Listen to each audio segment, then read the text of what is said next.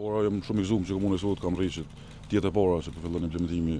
i këtij projekti që përpas për qeverinë sigurisht edhe për komunën ka qenë me interes jetik, marrë parasysh faktin që ka goxha shumë raste të cilat i drejtohen komunës për zgjidhjen e çështjes së banimit. Sigurisht që kemi aplikuar më herë në thirrje dhe kemi mërrir me konkret procedurat fal punës mirë që ka bërë edhe drejtori i urbanizmit edhe me qenë sociale edhe komunikimin që ka pas shkëlqyeshëm me Ministrinë e Ambientit në këtë rast edhe kam prej me u kapitalizuar për kështu me fillimin e punimeve të këtij projekti që do të jetë i rëndësisë jetike për qytetarët e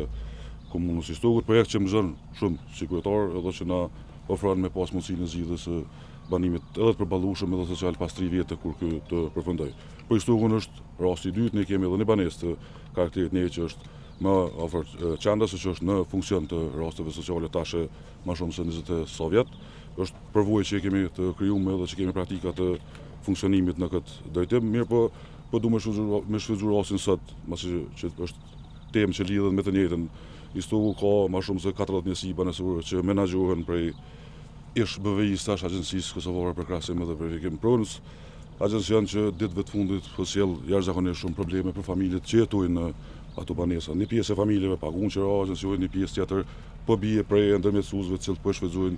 po shfrytëzojnë gjendjen e një të keqe ekonomike edhe pa mundësinë që të angazhojnë përfaqësues zgjuar që me rujt drejtën. Po du me thonë që para se më rritë ekzekutimi final i këtij projekti, ne kemi mundësinë që bashkërisht